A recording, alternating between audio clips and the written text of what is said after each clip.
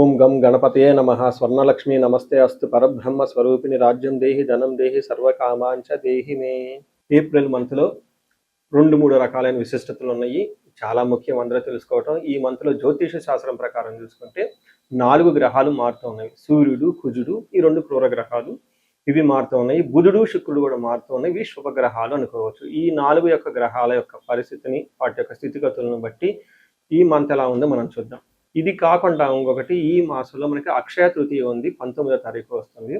ఎప్పుడైతే అక్షయ తృతీయ వస్తుంటో మంచి మంచి పనులు కనుక చేస్తే ఆ వచ్చిన పుణ్యం మనకి ఎప్పటికీ స్థిరంగా ఉంటుంది, ఎన్ని జన్మలైనా పోదు అని చెప్పేసి శాస్త్రంలో వివరించడం జరిగింది. ఇంకా అందరికి బాగా నానుడు ఏంటంటే ఆ రోజు ఏ పని కనుక చేస్తే మనకి స్థిరంగా ఉంటుంది. అందుకని బంగారం కొనుక్కోవటము, పవిత్రమైన వస్తువులు కొనుక్కోవటము, దాన ధర్మాలు చేయటం అనేది ఇంకా చాలా విశిష్టత కలిగిన గొప్ప గొప్ప మనకి అవకాశాన్ని జీవితంలో ఎదగటానికి ఈ రోజు అనేది పుణ్యప్రదంగా ఉంటుంది అని గమనించాలి. ఇవి కాకుండా ఈ మంత్ వచ్చేటప్పటికి 15 డేస్ వచ్చేటప్పుడు చైత్ర మాసంలో, ఇంకొక 15 డేస్ వైశాఖ మాసంలో ఉంటుంది. వైశాఖ మాసంలో ఉదక కుంభదానం అంటారు. అంటే పేరు ఏంటంటే చాలా టఫ్గా పెద్దగా ఉంటుందండి. సింపుల్ లాంగ్వేజ్లో చెప్పంటే వాటర్ బాటిల్స్ అనుకోవచ్చు. ఉదకం అంటే నీళ్లు, కుంభం అంటే పొట్టుకున్న పాత్ర.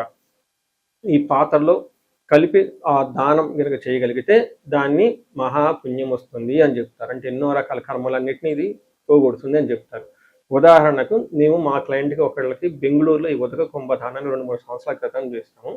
ఏం చేయాలి, ఒక రాగి చెంబు తీసుకొని దాని నుంచి మంచి నీళ్లు పట్టుకొని అందులో ఒక యాలక్కాయ కానీ ఒక లవంగా కానీ వేసి దానికి కొంచెం పట్టిక కానీ ఏదైనా బెల్లం కానీ అందులో కొంచెం కలిపేసి ఆ చెంబుకి లేదంటే ఆ పాత్రకి మనం పసుపు కుంకుమ పెట్టి ఆ పాత్రతో సహా ఎవరికైనా సద్బ్రాహ్మణులు కానివ్వండి, వేద పండితులు కానివ్వండి, పితృ సమానులు కానివ్వండి, లేదా గురువు సమానులకు సంబంధించిన వాళ్ళకి కానీ మనం ఆ పాత్ర దానం చేయగలిగితే దాన్ని ఉదక కుంభదానం అంటారు. ఇలా చేయగలిగితే సూపర్. అలా చేయలేని వాడు కూడా దానికి మీరేం నిరుత్సాహపడిన అవసరం లేదు. 2 years బ్యాక్ ఎప్పుడైనా ఒక వీడియోలో చెప్తే ఇది ఏం చెప్పానంటే వాళ్ళకి వాటర్ బాటిల్స్ దొరుకుతాయి. మనకి చలివేంద్రాలని అవి ఇవిని పెడుతూ ఉంటారు పూర్వకాలంలో. ఇప్పుడు ఆ రోజు అలా పెడితే ఎవరు వాటిని కూడా చూడరు, తాగరు. ఎందుకంటే ఎక్కడ మనం ఏ కంటామినేటెడ్ వాటర్ తాగుతాము, ఏమవుతుంది, ఏ హాస్పిటల్కి వెళ్తే మళ్ళీ 2-3 వేల బిల్లు అవుతుందని చెప్పేసి అందరూ భయపడుతూ ఉంటారు. కాబట్టి బెస్ట్ థింగ్ ఏంటంటే బ్రాండెడ్ వాటర్ బాటిల్స్ ఉంటాయి. అవి చక్కగా తీసేసుకొని అందరికి దానం చేసుకుంటా వెళ్ళిపోతూ ఉంటే అదే పుణ్యం వస్తుంది. ఇప్పుడు కాలమాన దేశ పరిస్థితులకు అనుగుణంగా మార్చి చేసుకుంటే చాలా బాగుంటుంది. ఇది నేను చెప్పడంతో 2 years బ్యాక్ ఒక లేడీ నాకు ఫోన్ చేసి మీరు చెప్పిన ఉదక కుంభదానాన్ని వాటర్ బాటిల్స్ నేను నా ఆఫీస్ నా కార్లో పెట్టుకొని తీసుకుని వెళ్ళానండి. అందరికి చక్కగా ఇచ్చుకుంటూ వెళ్ళిపోయాను. అందరు థ్యాంక్స్ చెప్పారండి అని చెప్పారు. ఇలా మీరు చక్కగా నీళ్ళని, వాటర్ బాటిల్స్ వీటిని కనుక దానం చేస్తే చాలా చాలా కలిసి వస్తుంది. సో ఇప్పుడు మనం ఎలా ఉంది ఈ రాశి ఫలాన్ని మనం చూద్దాం. తులారాశి వారికి ఏప్రిల్ 2026లో చూస్తే మనకి ఎలా ఉందంటే వీళ్ళకి చాలా బాగుంది అని మనం చక్కగా చెప్పుకోవచ్చు. 100కి 85% ఏప్రిల్ మంత్లో తులారాశి వాళ్ళకి చాలా బాగుంది. ఇది ఒక హ్యాపీ న్యూస్ గమనించుకోవాలి. అంతేకాకుండా వచ్చే జూన్ వరకు కూడా మీకు ఇంకా చాలా చాలా బాగుంది. మనం పంచాంగం ఫలితాల్లో కూడాను మన రాశి ఫలాలు కూడా చెప్పుకోవడం జరిగింది. ఇందులో ఈ రాశి వాళ్ళకి చిత్త 3-4 పాదాలు, స్వాతి 1-2-3-4 పాదాలు, విశాఖ 1-2-3 పాదాలంతా తులారాశిలో ఉంటారు. మీకు ముందుగా చెప్పిన విధంగా 4 గ్రహాలు మారటంతో ఈ 4 గ్రహాల మార్పు వీళ్ళకి చాలా పాజిటివ్గా ఎలా ఉంటుందని గమనించాలి. ఏ విధంగా? ఫస్ట్ 15 డేస్ శత్రు నాశాంత, అంటే శత్రువులు అనేవాళ్ళు ఎవరు ఉండరు, వాళ్ళంతా వాళ్ళే మీ దగ్గరలో నుంచి దూరంగా వెళ్ళిపోతారు. అంతేకాకుండా తీర్థయాత్రలు చేసే అవకాశం ఎక్కువగా ఉంటుంది, సంపదలు వచ్చే అవకాశం ఉంటుంది, విజయప్రదంగా ఈ మాసం అంతా చక్కగా ఉంటుందని మీరు గమనించాలి. మనం డీటెయిల్స్ చూసుకుంటే 7వ స్థానంలో 6వ స్థానం నుంచి 7వ స్థానములకు సూర్యుడు మారటంతో ఫస్ట్ 15 డేస్ చాలా బాగుంటుంది. తర్వాత 15 డేస్ కొంచెం ఆటంకాలతో ఉండే అవకాశం ఎక్కువగా ఉంటుంది. 7వ ఇంట్లో కనుక సూర్యుడు ఉంటే సామంత జన విద్వేష ధారాపీడ సుతామయం ఉత్సాహ భంగకారిణి గోచారస్తే సప్తమే రవి అంటారు. అంటే 7వ ఇంట్లో కనుక రవి ఉంటే ఏమవుతుంది? సామంత జన విద్వేష అంటే వీళ్ళ కింద పనిచేస్తున్న ఎంప్లాయీస్ కానివ్వండి, లేదంటే వీళ్ళతో పాటు బాగా చక్కగా ఫ్రెండ్లీగా ఉన్న వాళ్ళైతేనేమి సడన్గా వీళ్ళ మీద ద్వేషం పెంచుకొని వీళ్ళకి సపోర్ట్ ఇవ్వకుండా పోయే అవకాశం ఎక్కువగా ఉంటుంది.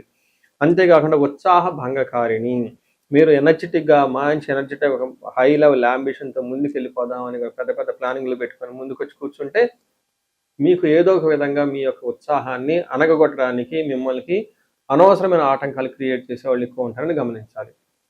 కానీ కుజుడు 6వ స్థానంలో ఉండటంతో ఒక బెస్ట్ టైం, ఒక బెస్ట్ ప్లేస్లో కుజుడు మాత్రం ఉన్నారు. ఏమవుతుంది, కుజుడు 6వ స్థానంలో అంటే వస్త్రలాభం, ధాన్యలాభం, ధనలాభము, యశాస్తద అంటే కీర్తి ప్రతిష్టలు చక్కగా ఉంటాయి. మనోల్లాస, మనసంతా ఉత్సాహంగా ఉంటుంది. ధర్మసిద్ధి, గమనించుకోండి, ధర్మసిద్ధి అంటే ధర్మబుద్ధిగా చక్కగా మీ పని మీరు చేయడానికి గనక ఏదైనా గనక సంకల్పం తీసుకుంటే ఈ టైంలో చక్కగా అది మీరు అన్ని అనుకున్న పనుల విధంగా చేసేసుకుంటూ ఉంటారు. అయితే మిమ్మల్ని కావాలని అవమానించే వాళ్ళు ఉంటారు, అది కూడా గమనించుకోవాలి. 8వ స్థానంలో శుక్రుడు ఉండటంతో ఇది ఇంకా చాలా చాలా చక్కగా ఒక పాజిటివ్ ఎనర్జీ అయితే మీకు తీసుకొస్తుంది. శుక్రుడు 8th హౌస్లో ఉంటే దుఃఖానాశంతో మహాసౌఖ్యం, బంధుమిత్ర సమాగమ, రాజదర్శనం రాజదర్శనం అర్ధప్రాప్తి, అష్టమేత్ భృగునందనే అంటారు. అంటే దుఃఖనాశనం, ఇప్పటిదాకా మీకు ఏదైనా విషయాలు కనుక దుఃఖించు బాధపడుతూ ఉంటే ఆ దుఃఖాన్ని పోగొడుతూ ఉంటుంది. మహాసౌఖ్యం, గొప్ప సౌఖ్యాన్ని ఇస్తూ ఉంటాయి. బంధుమిత్ర సమాగమ, బంధువులతోటి మిత్రులతోటి చక్కగా తిరుగుతూ ఉంటారు. రాజదర్శనం, హై అఫీషియల్స్ కలవటం, ఇవన్నీ చేసే అవకాశం ఎక్కువగా ఉంటుంది. ఒక బెస్ట్ టైంలో ఉండి మంచి భోజనం తిని చక్కగా హ్యాపీగా ఉండే ఒక ఈ మంత్లో ఉన్నారని మీరు గమనించాలి. నక్షత్రం ప్రకారం చూసుకుంటే చిత్త, స్వాతి, విశాఖ 3 నక్షత్రాలు ఉంటాయి. చిత్తా నక్షత్రం వాళ్ళకి బంధనము, ఫస్ట్ మీకు రాజ్యలాభము, వస్త్రలాభము, ప్రమోషన్స్ వచ్చే అవకాశం ఉంటుంది. దరిద్రము, ధనహీనత, బాగా ధనానికి ఇబ్బంది పడే అవకాశం ఉంటుంది.